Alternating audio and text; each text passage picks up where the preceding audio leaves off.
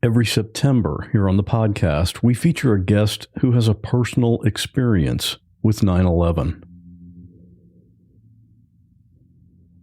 Most people remember exactly where they were on the morning of September 11, 2001, when terrorists struck the U.S. using hijacked airplanes.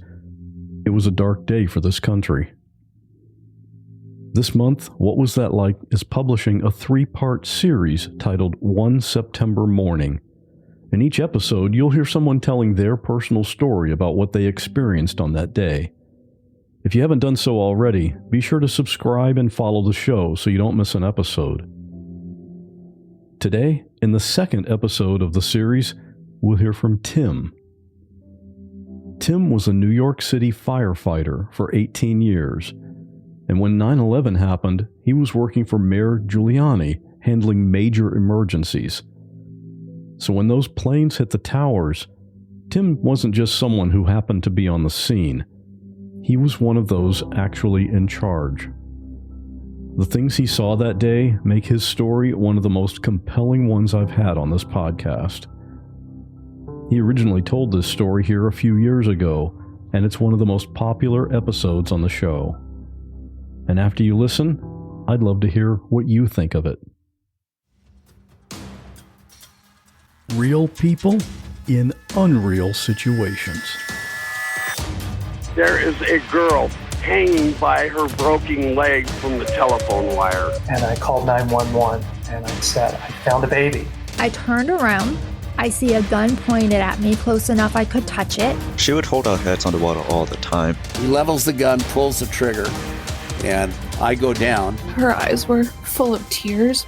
She didn't want to leave us. My hair catches on fire. I swear to God, this image is burned in my head for the rest of my life.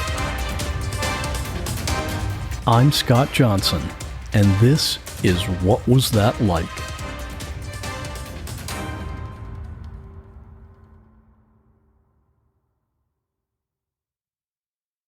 How many friends did you lose on 9/11? Somewhere around 100 men I knew who I had worked with in my career. Some I was very close with.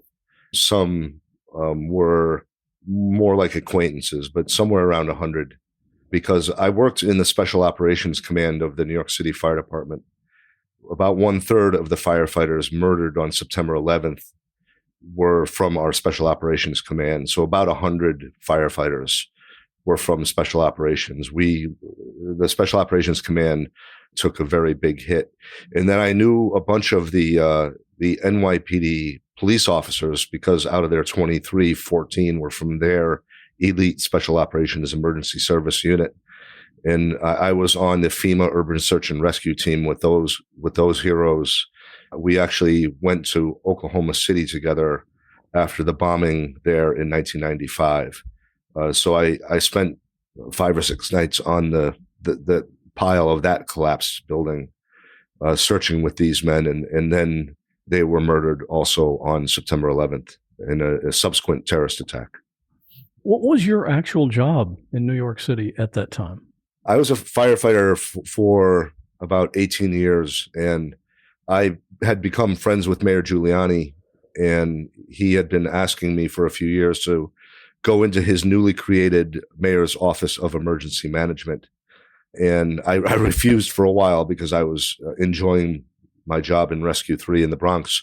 But eventually in 1998, I did move out of a firehouse, and I, kind of put on a tie and worked for the mayor and represented him at the scene of larger disasters and emergencies. So it was the Mayor's Office of Emergency Management where I was on September 11th. And I know your office was in 7 World Trade. Yeah. Where was that in relation to the Twin Towers? So 7 World Trade Center was directly across Vesey Street from the North Tower, which was 1 World Trade Center. And the way we used to try to remember that, because it's very confusing, is it's the building that has the towering antenna on it, kind of like a number 1. So we were directly across the street from 1 World Trade Center, which was the first of the towers to be struck by a passenger jet. What were you doing when the first plane hit? And that was just before 9 a.m., correct? Right, 8:46 a.m. Eastern time. I had gone into the office a little before 8 a.m., and I always went to the cafeteria on the third floor, and I ate my breakfast there. I had my Cheerios and juice and some tea, and I read the newspapers. I would buy all the local newspapers and read them. This was before we had smartphones, so you had to actually go buy the physical paper. And I would just blow through the papers just to ensure I was up to date on what was happening in the city. The power went out in our building, and for a modern high-rise building, that's fairly unusual. And 5 seconds later, the power kicked back in, and I knew we had lost our power source, our main feed, and that we were now on backup generator power, because that's how the building was designed. But I didn't hear or see anything immediately. But when the power went out, the people who were sitting at the glass facing the North Tower all at once jumped up and started running and screaming toward the exit. I didn't know why, and I grabbed this young lady by the shoulders, and I kind of had to shake her back to reality. And I said, "What happened?" And she said, "A plane just hit the tower." And that was the first that I knew of it. Now, Scott, this was not a very unusual thing. I mean, it was unusual, but not unprecedented, I guess, because this had happened before, where a pilot has a heart attack and his plane runs into one of the high rises, or, we had the bomber jet in World War II crash into the Empire State Building.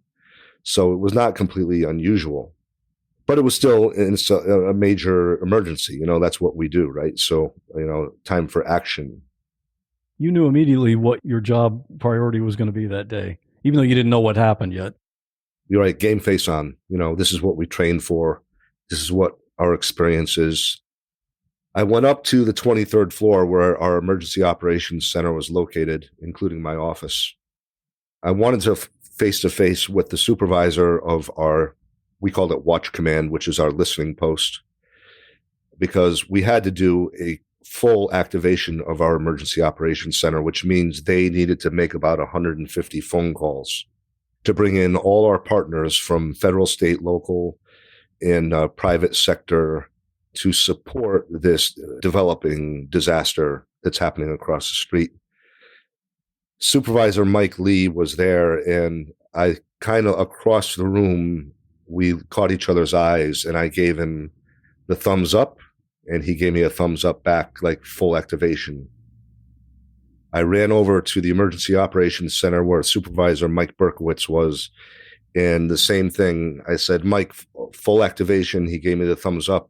He was already powering up the 150 workstations, all the screens, kind of like a Star Wars command center, because very soon that was going to be filled with 150 people from different parts of the region who are going to be supporting the incident commander in the North Tower. I went to my desk and I grabbed all three radios, portable radios, the OEM radio, the NYPD radio, and the FDNY fire radio. And I put the PD and the FD in my back pockets, so I had them with me, and I carried the OEM radio down to my car, which was parked on Vesey Street, right outside 7 World Trade Center, and right at the kind of base of the North Tower. I took off my tie and my dress shirt, and I put on our raid jacket, which says Mayor's Office on the front and back, and my heavy leather boots, and they made us wear this stupid green helmet so that we were identifiable as Mayor's Office guys. We're trained as firefighters to always look at 3 sides of a building that is being destroyed by fire or collapse or whatever it may be. And I wanted to do that before I went into the North Tower. What's the purpose of looking at 3 sides from a firefighting standpoint? To get a size up in your head the best you can, like the situational awareness. I was not the firefighter or the police officer. I could kind of take a step back a little bit, and I just wanted to get a better idea of what was happening from the outside, because once you go in, your vision is blocked off and your hearing, kind of in a cocoon when you're inside. And I just wanted to take probably a minute, not even a minute, to take a look. In order to do that, I had to run up from the street level to the plaza level. And there was an exterior one-story concrete staircase that I ran up. Later on, this becomes a famous staircase called the survivor staircase, because hundreds or thousands of office workers used this staircase to run away from the developing disaster and live. That staircase is in the 9/11 museum, titled the Survivor Staircase. But I ran up this staircase as the firefighters and police officers did all day long. And I looked out over the plaza in between the World Trade Center complex, and it was littered with debris that was on fire. Black smoke, fire, parts of the building, plane parts. And if you remember in the video, all the papers from the offices that are floating and fluttering down, that's exactly what it looked like. It looked like Armageddon. And at this point, I started to realize that this is maybe a little bit bigger than a small Cessna. I went into the North Tower at that level, at the plaza level. And I had to go down one level inside the building to get to the command station. And there was an escalator, and there were hundreds of office workers, like a funnel, trying to get on this escalator to go down and to go down again, to go underground and escape. That's the way that the security guys and gals and the police officers were directing them to evacuate. And I noticed in this moment, what we always hear about is people pushing and screaming and climbing over each other and trampling each other in these types of situations, causing more injuries and death. But on this day, what I saw with my own eyes was the opposite. It was people helping each other. Regular office workers, not cops, not firemen. If someone was pregnant, obese, injured, or disabled, there were 4 or 5 regular office people helping that person. And I remember in my head thinking, no matter what happens today, we're going to be okay, because that's the true human spirit that I'm witnessing right now. When someone trips and falls next to us, we all reach down to help them up and give them a helping hand. That is 99.9% of humanity. And I was witnessing it in front of my eyes in this situation. Not understanding what was to come, I still carried that confidence with me through the rest of the day. I got into that crowd and I went down the escalator. And as the lobby revealed itself to me, I could see hundreds of firefighters in their turnout gear with the yellow reflective stripes on their gear. And there were hundreds of them awaiting their orders to go up. And I completely understood in this moment why the cops teasingly called us bumblebees. Because when we all get together by the hundreds like that, it looks like a hive. And that's exactly what I was looking at, a hive of firefighters awaiting their orders to go up. I got to the bottom of the escalator, and right in front of me was a bumblebee. Firefighter Chris Blackwell from Rescue 3, where I had worked in the Bronx with him for 7 years. Not only was Chris a Bronx Harlem fireman who, we weren't really the reverent guys. We didn't really shave the way we were supposed to, and we didn't follow the rules we were supposed to. Our gear was all tattered and torn and burned up, and the helmet kind of sits a little off on your head because it's been in so many fires and it's all burned up. And that was Chris, the bumblebee in front of me. And not only did we work in the same firehouse together, but we worked on the same shift. So we were very, very close. We had been through tremendous, difficult situations before, and we'd always come through them relatively uninjured. And I loved this man like my brother. And we always greeted each other the same way.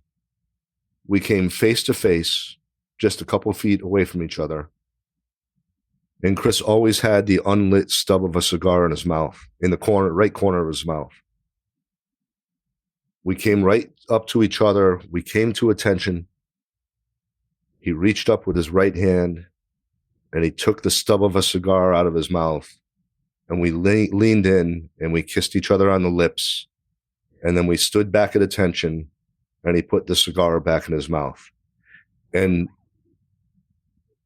of course, I love this man, and this is why I kissed him. But we just thought it was the funniest thing that it grossed all the other firemen out. And so that's why we did it. I think it's hilarious, too. You know, you're talking about the cigar in his mouth and a firefighter, a tough guy. It's all stereotypical New Yorker up until the kiss. It's wonderful. It's just and we did this in the most horrific of situations, just to kind of bring people back to reality, you know. And we did this on the morning of September 11th. He was the first bumblebee I ran into, and relating this story to his family later on gave them such relief and warmth that Chris knew how much he was loved. After Chris and I greeted each other, he said to me, "Timmy, this is really bad." And I said, "I know, Chris. Be careful. I love you." And he said, "I love you too." And he turned around and he went in the stairwell and he went up. And that's a really important part of the story, because he said those words to me, "Timmy, this is really bad." And for us to say that to each other after all these years in the Special Operations Command of the Bronx Harlem Fire Department, those words mean something. He knew it, Scott. He knew it. But you know what he did? He turned around and he went in the stairwell and he fulfilled his oath. His oath was to help people he didn't know at the risk of his own life. And he knew that there was a pretty good chance that when he went in that stairwell, he would not come back down. But he still did it. Someone yelled my name across the bumblebees, across the lobby. And I looked over and I could see my best friend, Captain Terry Hatton, captain of Rescue 1, the Manhattan Special Operations Elite. He was my best friend, and he was put in that position because he was that good. He was the boss of Rescue 1.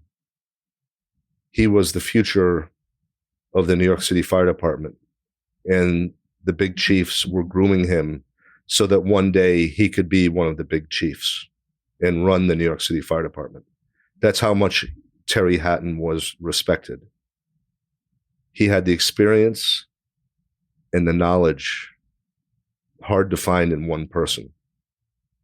And he was always thinking 6, 7 steps ahead of everyone else. I ran over to my best friend. He was easy to spot because he was 6'4". With his helmet and boots on, he was 6'7", 6'8". And I ran to him, and he opened his arms up wide, and I ran into his chest, and I wrapped my arms around him, and he leaned down and he wrapped his arms around me, and he squeezed me tight, and he kissed me on my right cheek, and he said in my ear, "I love you, brother. I may never see you again."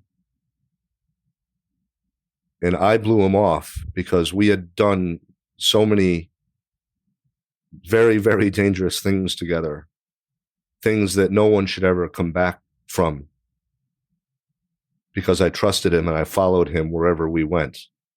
And we always did it, and we always came back. But Terry was a smart one, and he knew it, and he said it to me, "I love you, brother. I may never see you again." And he kissed me on the cheek. After saying that to me, he turned around and he went in the stairwell with his men, the men of Rescue 1, and he went up. The men of Rescue 1 made it to the 83rd floor of the North Tower, where they were fighting the fire and saving the lives of people who were burned and broken. When there was an interior collapse, not the big collapse, but an early interior collapse, and they got trapped. And I did not witness this myself. This was told to me later on by firefighters who did witness, that my best friend, Captain Terry Hatton, was screaming into the radio the worst thing a fireman could ever say or hear. Mayday, mayday, mayday. Rescue 1 is trapped. Mayday, mayday, mayday. Rescue 1 is trapped. 83rd floor. The elite Manhattan firefighters, whose primary job was to save other trapped firefighters, were now trapped themselves. That's how bad this was. One of his men made it down to the lobby, minus his helmet. His head was full of blood, and he was begging for other firefighters to go back up and help him to get his brothers out of being trapped. I did not witness any of this because I would have been in that stairwell going up. A firefighter came into the lobby where we were screaming, another plane just hit the South Tower. And that's the first I knew of it. The leadership huddled up, and it was decided that myself and Assistant Chief Donald Burns would go to the South Tower to open that command post and take command of the second greatest disaster in the history of the city of New York, occurring at the same time, right next door to the first greatest disaster to hit the city of New York. Chief Burns, 41 years in the New York City Fire Department, possibly the most respected chief in the New York City Fire Department at that time. Another big guy, 6'4". And if you saw or you looked up in the dictionary, Irish fire chief, it would be his mug, because he had the red rosy cheeks, the permanent lines of experience in his face from his long nights standing outside in minus 10 degree snow and ice fighting fires. Every line in his face he earned. And Chief Burns grew up in the outer boroughs, so he had a little bit of a thicker New York accent. And he only talked out of the right side of his mouth. And he talked fast. And I said, Chief, what do you need me to do? As we ran from the North Tower to the South Tower. He said, Timmy, there's not much you and I can do. I've ordered the fifth alarm. Another 350 firefighters. But the fifth alarm is going to the other building. We got to wait. Do your best and be careful. And I saluted Chief Burns, my friend. And I said, yes, sir. A woman came over to us screaming that there were people trapped in an elevator. Chief Burns gave me the nod, go with her. Chief Burns went to the command post. I followed this lady, and she took me right to the elevator banks of the South Tower. She took me to one elevator specifically, and the hoistway doors to the elevator were open, and you could see into the shaft. But the elevator car was stuck at the top, and just like 1 foot, you could see into the elevator car. You could see all the people's feet who were trapped, and they were screaming. And I could see the men's suit jacket and dress shirt as their hands and wrists were trying to pull the elevator down another foot or two so they could get out. And they were screaming. I did not know at the time that they had just taken a 70-story free fall, because when Flight 175 slammed into the South Tower, it snapped the cable and their elevator free fell 70 floors. But the emergency brakes on the elevator worked as they were supposed to and stopped it before it hit the concrete pit and saved their lives. But now those elevator brakes were locked on and they were not letting go. And there was no way that human strength was going to move that elevator car. In addition to all of this, the elevator pit below them was full of jet fuel that was on fire, and they were getting burned. And what they needed was a firefighter, not a mayor's office guy. In my kind of panic, I guess, at seeing this, I mean, this all took 5 seconds, right? I turned to my right to see if I could just see something or someone to help. And my shoulder hit a person, and I looked over, and it was a bumblebee. And I looked up at his face, and it was firefighter Mike Lynch from Ladder 4, a young firefighter who I had helped train in the 90s, early 90s. He was my friend, and he was a real good firefighter. And in fact, he was so well respected that Captain Terry Hatton was recruiting him to go to the Elite Special Operations Rescue 1. So we had great confidence and faith in firefighter Michael Lynch from Ladder 4. And he put his hand on my shoulder, my right shoulder, and he squeezed it a little bit, and he said, "Timmy, I got it." 3 words, "I got it."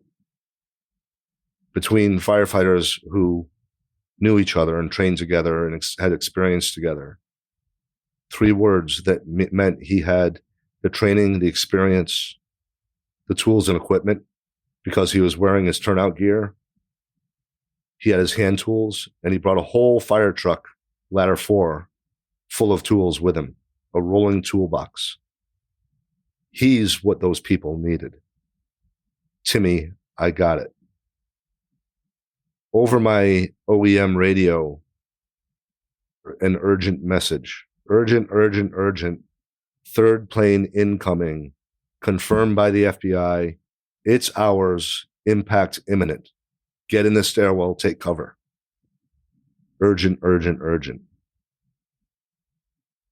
If planes keep crashing into us, we can't do our job and save people.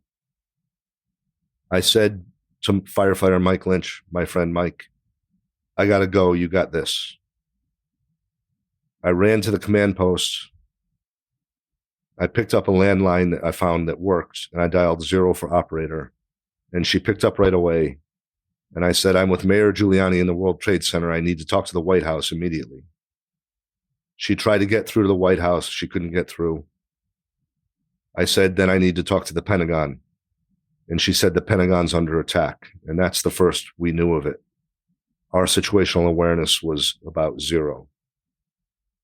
I talked to New York State Emergency Management Office, and they promised me that the fighter jets had already been scrambled and were coming to us as fast as they could to protect us overhead.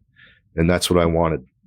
It was the first time in the history of the New York City Police Department, New York City Fire Department, Port Authority Police Department, an army of 50,000 or more, that we needed help from United States military.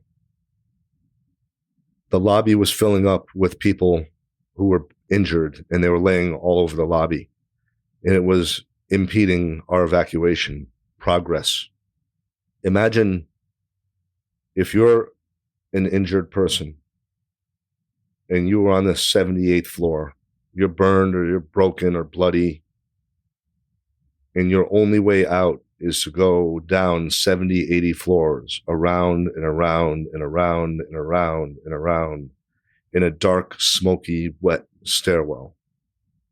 And then you get to a door that says lobby on it, and you push the door open, and it's light and dry, and you see cops and firemen, and you think, I made it.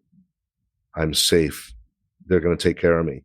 And so these people, when they made it to the lobby, they had nothing left, and they collapsed all over the lobby. So Chief Burns ordered me to go find the paramedics and bring the paramedics in, because all the firefighters and police officers were going up. So that's why I left the South Tower. I went out on Liberty Street, and the first thing I saw burned into my visual memory forever, out of my left eye, was dead firefighter in the street who had been crushed by a woman who fell or jumped from the upper floors and instantly killed him. It had just happened seconds before I went out, and his buddies were yanking at what was now two bodies that became one, trying to pull them out of danger, thinking they could save them, but it was too late. I heard someone yell my name, and I looked over, and it was firefighter Mike Lynch, who was at his truck, ladder 4, and he was getting what we call the jaws of life off. It's the spreaders we use in a car accident. Very powerful, and they're run by a hydraulic motor, and that motor is really heavy. So Michael was yelling to me to go help him take that motor off the truck. And so I started running toward him, but another firefighter got there first, and Mike waved to me, and I waved back to Mike, and it would be the last time I saw my friend. I broke off, and I ran to the paramedics. I found the paramedics, Captain Charlie Wells, my friend, and I said, we have to move triage into the north lobby. And he said, okay, and they got their stuff together. We put on our helmets, or they put on their helmets, and we loaded the stretcher up with all their, I call it doctor equipment. And myself and 3 paramedics with the stretcher went running from West Street back up to Liberty Street, heading back into the South Tower lobby. We were running on the sidewalk right along and very close to the Marriott Hotel, which was 3 World Trade Center, which adjoined the South Tower 2 World Trade Center. As we rounded the corner, because the South Tower was set back on the sidewalk a bit, we were about 20 feet from the door of the South Tower when it collapsed. We were still outside, so we could hear it. The first indication was a very loud crack, like lightning struck right next to you. It was so loud that it reverberated through the canyons of Lower Manhattan. But we knew, it was so loud, we knew what it was. Without saying anything. Anybody that heard that knew what it was. Did you ever expect one of the towers to actually collapse? No. Our fire department expert on collapse, Chief of Special Operations Ray Downey, had the conversation with the mayor in the North lobby early on. And his expert opinion, based on fact and experience, was that the fire would burn up and it would burn itself out. There was no way we could get enough water up there to physically put the fire out, but it would just burn up the rest of the building, and then eventually it would go out when it had no more fuel. And that's truly what Chief Downey believed at that time, and that's what any collapse expert in America would say. So it was completely unexpected. But for whatever reason, I guess it was so loud that we knew. And we're trained as firefighters, you can never outrun a collapse. You have to seek immediate cover. So I yelled to the paramedics, follow me into the 3 World Trade Center, which was the Marriott Hotel, which was adjoining. We had just run by the doors into the Marriott, and I knew we had just run by them. And I knew that we had to get into that building to protect us from the collapsing tower. So we ran in those doors, and it was as clear as the room all of us are sitting in right now. And with the snap of your fingers, it went pitch black, and I hit the ground. We were in the restaurant called the Tall Ships Restaurant, which was the restaurant in the lobby of the Marriott Hotel. Everything that wasn't nailed down was blowing in our faces because 2 World Trade Center was collapsing on 3 World Trade Center, and 3 World Trade Center was now collapsing around us. You couldn't see because of the dust. You couldn't breathe because of the dust. The dust was so thick, it was filling up your nose and ears and mouth and eyes. And I was trying to stick my mouth in my shirt to try and filter some of the dust. I'm on all fours, and I'm crawling away from where the collapse is coming at us as fast as I can. And I know from my experience that if I can find a vertical column, it's the only chance I have at living. Because I know from experience in collapses that we find people alive next to vertical columns, which are the strongest part of any building. And so I'm crawling as fast as I can, desperate to survive. And I found a vertical column, and I wrapped my arms around this huge column, and I squeezed with all my might. And this wind is lifting my legs off the ground. It blew the helmet off my head, and I'm trying with all my strength to hold on to this column because I know it's the only shot I have at living. And I just waited to be crushed. And my thought in that moment was that I wasn't ready to die. I'm not afraid of dying. I just wasn't ready to die. And I wanted to hold my brother one more time and my family one more time and tell them I love them. And I just waited to be crushed. And as fast as it started, Scott, it stopped. And it was less than 30 seconds, the whole thing. And I was alive. I crawled desperately to try to get back to Liberty Street, where I had come in. But of course, the landscape was completely different now because the building collapsed. You know, you still couldn't see, you still couldn't breathe. I came to a truck, and the engine was running. It was a diesel, I could tell, and the headlights were on. You would think I would recognize it if it was a fire truck. I did not recognize it as a fire truck. And for whatever reason, in my panic and desperation to get out, all I could think of was that it was a truck bomb. And so I turned around and I went deeper into the restaurant, deeper into the hotel, trying to get away from what I perceived was a truck bomb, which it turned out not to be. And I came to a metal roll-down gate that was meant to separate the restaurant from the hotel lobby when the restaurant was closed. And in the collapse, this metal roll-down gate had come down, but I was pretty determined to go through it. And so I reached my fingers under it and lifted it up.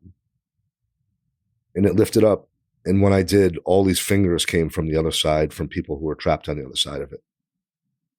And together we lifted this roll-down gate up, and I said, we have to go that way. There was about 15 people, firefighters and civilians, who they were rescuing. And they said, there is no that way, it's gone. The collapse had come in right behind them in the lobby of the Marriott Hotel. It had killed half the people they were with and taken them and their bodies in the floors down 7 stories. So right behind them was a 7-story drop. And they were on this ledge between this 7-story drop and the metal roll-down gate.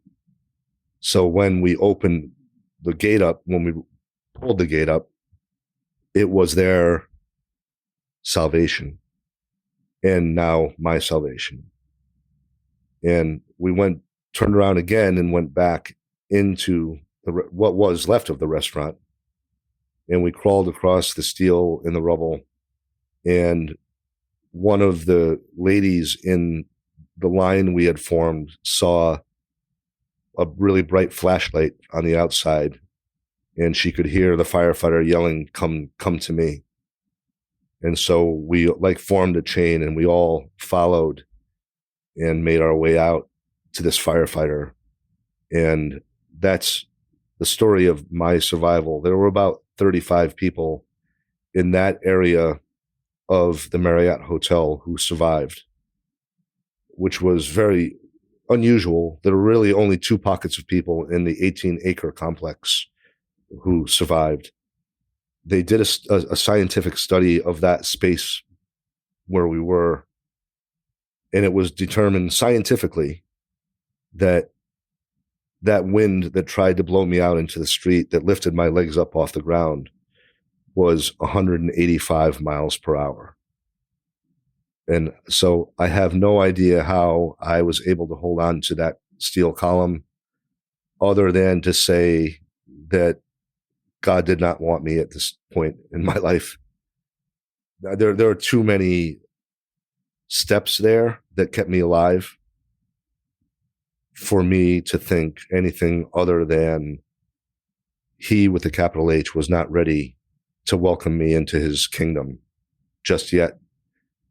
And over the last 20 years, I think this is exactly why. Because he wanted me to tell the story of the heroes, the 343 firefighter heroes, the 37 Port Authority police heroes, the 23 NYPD police heroes, who all fulfilled the oath they had taken when they became firefighters or police officers, that they would give their life if it meant saving the life of someone they didn't know. And that's what these firefighters and police officers did, right? They all did what Captain Terry Hatton and firefighter Chris Blackwell and Captain Patty Brown did. They went in that stairwell and went up knowing that they probably would not come back. And I will, as long as I have a voice, Scott, I will always speak of them. I will speak their names. I will speak of their heroism. I will speak of the families they left behind and the children that missed them as they grew up.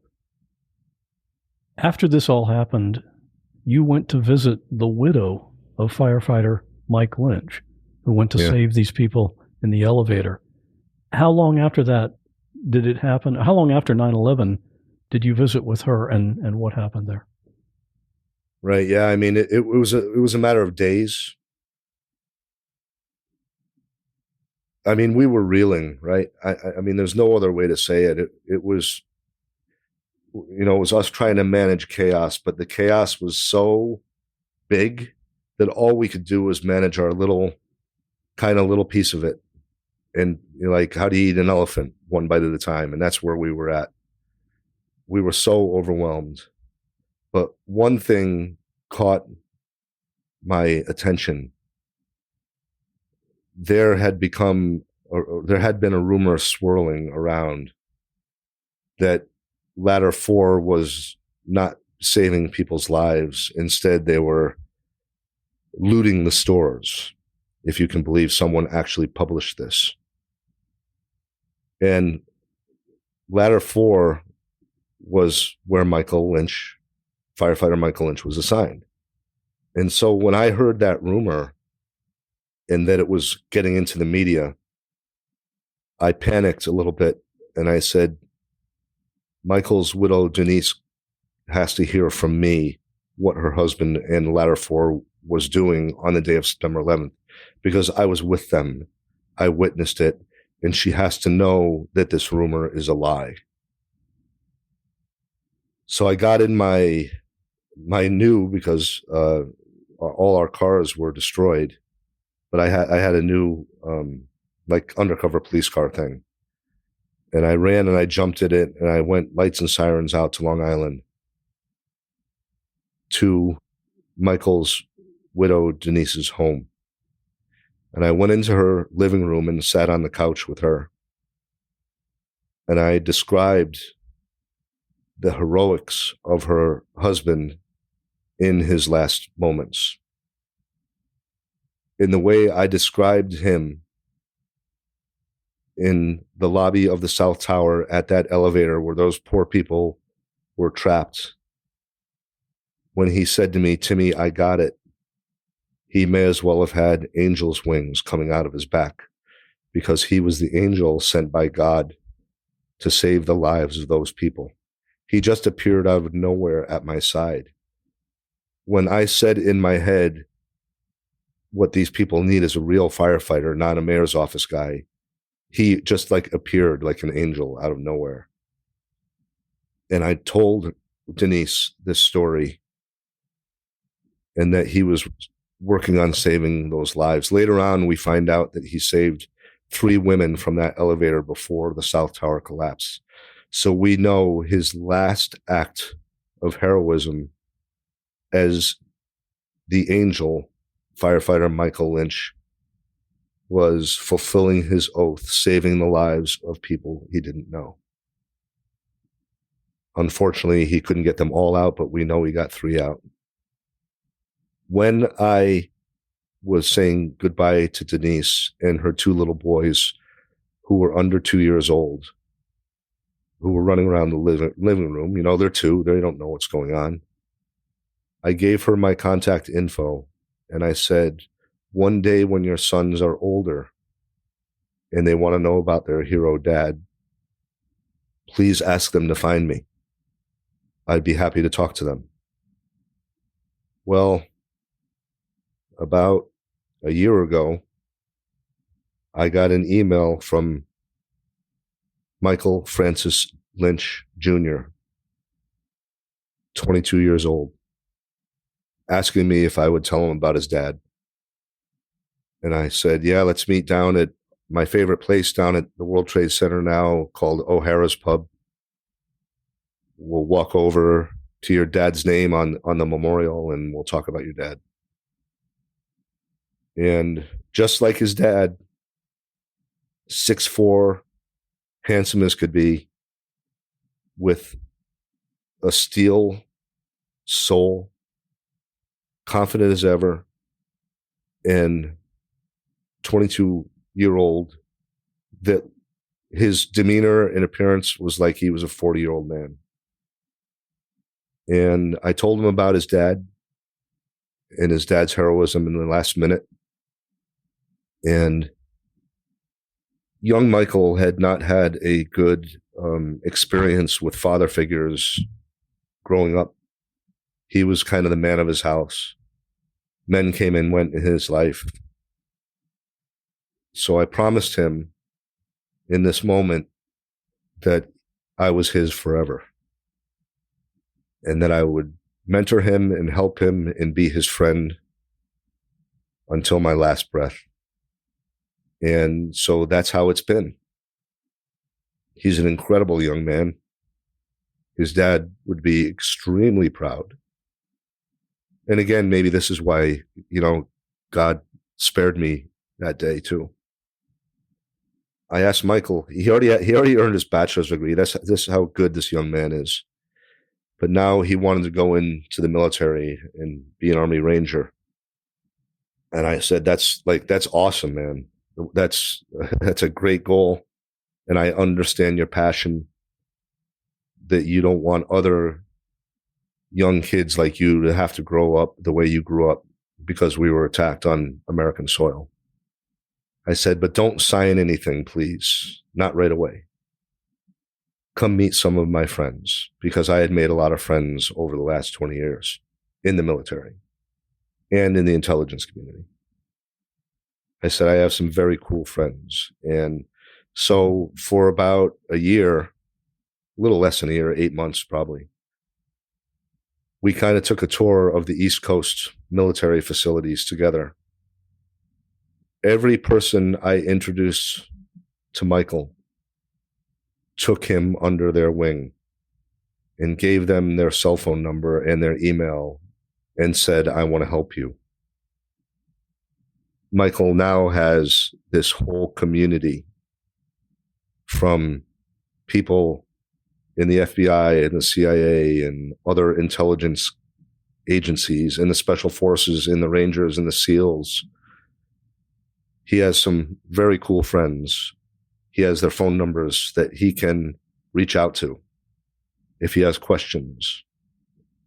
And after all of this, and after his kind of, I guess, his master's in education, I said, so what do you want to do now? And he said, well, I want to be a SEAL. And I said, that's kind of where I thought you would wind up.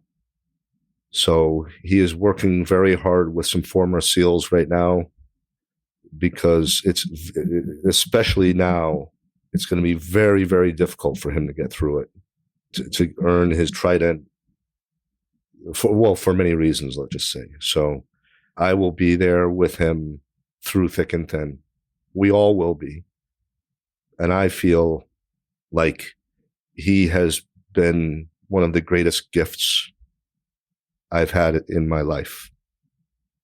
And I'm so proud of him. His dad would be so proud of him.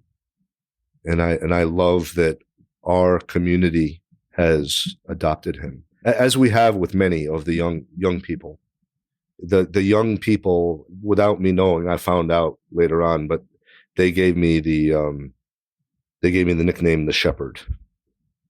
You know, if they need help, any of these young people, they know they can call me, and I can give them the best of advice that maybe their dad would have given them. As proud as you are of Mike Jr., I'm sure his dad would be just as grateful to you for stepping in and taking that role and giving him some direction. Your empathy and compassion is just breathtaking. Yeah, thank you. That's my mom. That's my mom. Yeah, she left us last year, you know, but she did instill that in all 5 of her children, and you know, that's you learn that stuff when you're a kid, and I thank her forever for that, and I'm happy I can give it back. Most people you know, going back to the escalator scene, when people were helping each other, that is human empathy and compassion. And I think we all have it in us. It takes some extreme conditions sometimes for it to come out, but we all have that in us. I think it's beautiful. We're at the 20th anniversary now of 9/11.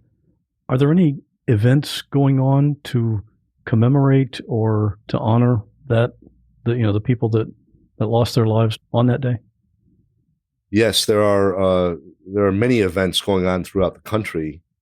This specifically in New York, the 9/11 Memorial and Museum will be, as they do every year except last year, they'll be reading the names of the 2,977 plus the others killed in 1993 bombing. They'll be reading those names on the plaza. That is a families only event. The museum will be open again to the families only on the day of September 11th. But around the day of September 11th, the memorial and museum will be open to the public. The memorial and museum will also be doing the 2 towers of light, I believe on the night of the 10th and the night of the 11th, which if you have not seen that, it's pretty spectacular.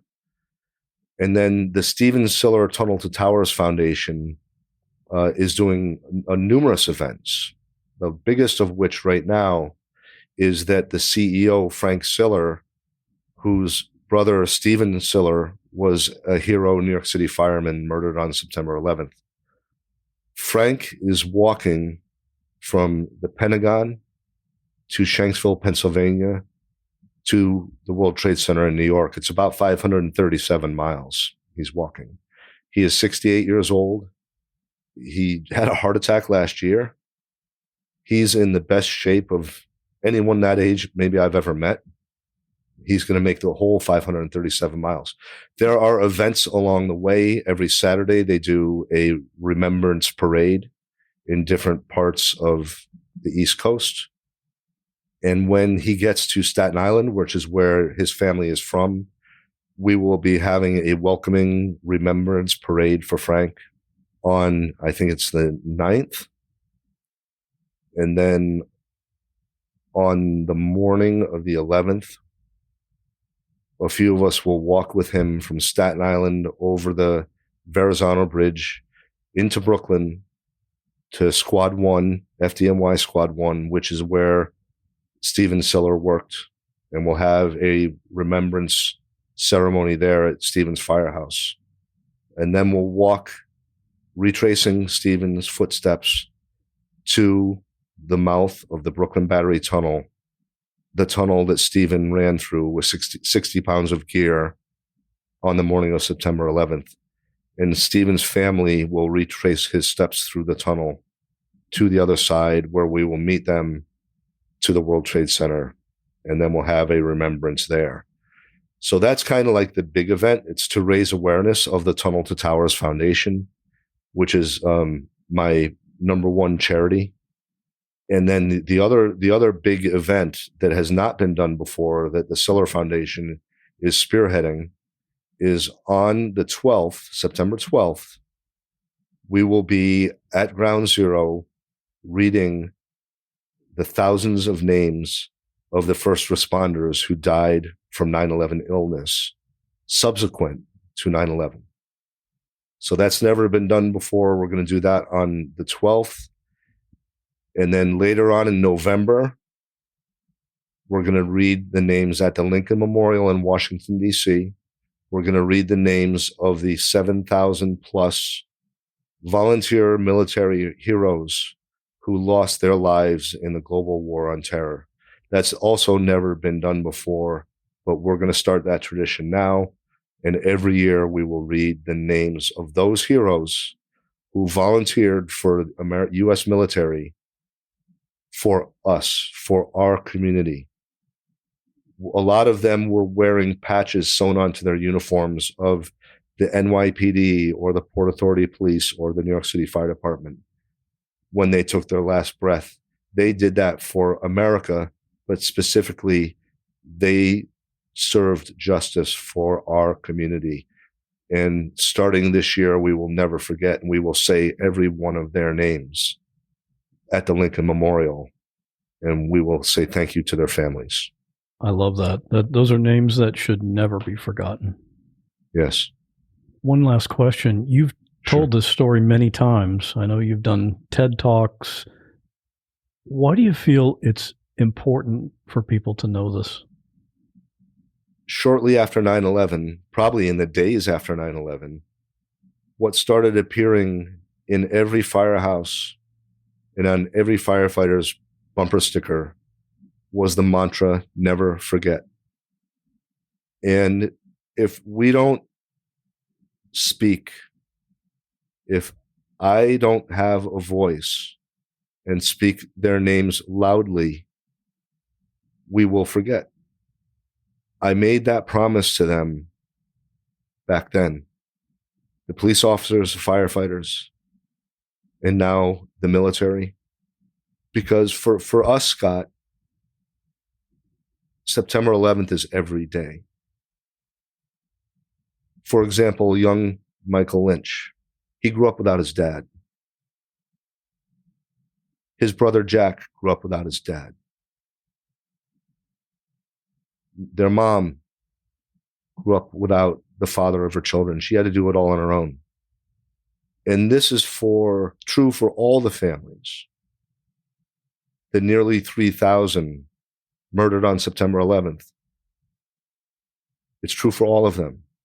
For the 7,300 plus military heroes, the thousands who died from 9/11 illness, all those families live 9/11 every day. And we have to remind America and the world of their heroism and their sacrifice so that we can live in freedom.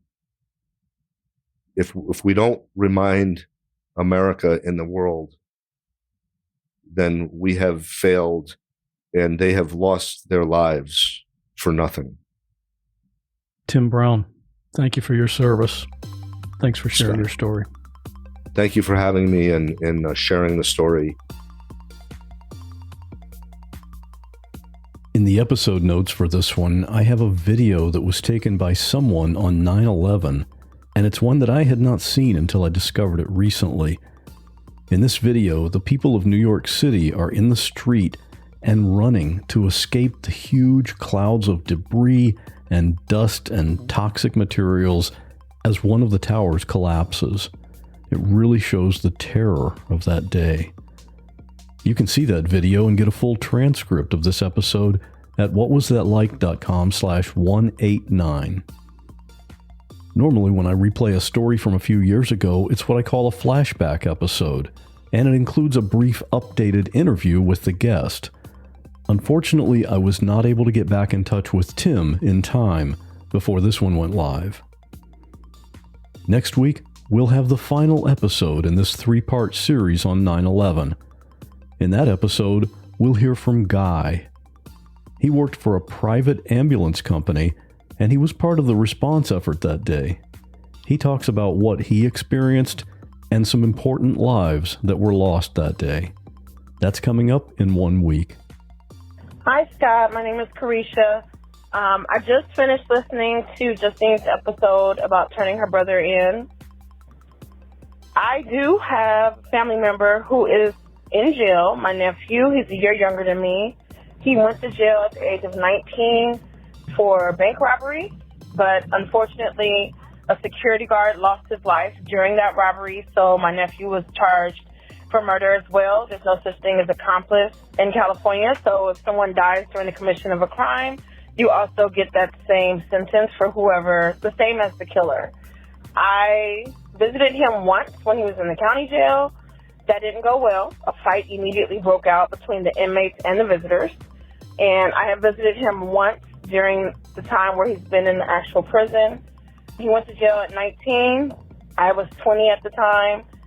And we're now 44 and 43 years old. Love the podcast. Thanks a lot. Have a great day. And I wanted to mention one other thing. You've heard me talk about being a big fan of the show on Hulu called The Bear. It's a show that I just find fascinating, and a lot of other people do too. Well, recently I co-hosted a podcast with my friend Mike, and we discussed each episode of The Bear Season 3, which was just released this summer. So if you want to hear my take on Season 3, and unfortunately I was not completely happy with it compared to the first 2 seasons, check out the podcast titled Eat Your Content with the host Mike Herrera. I had fun with that project, and it's quite different from the type of content I talk about here on this show. I'd love to hear what you think of it. Graphics for this episode were created by Bob Bretz. Full episode transcription was created by James Lai. And it's time for this week's listener story. Do you have an interesting story? Of course you do. Everyone does.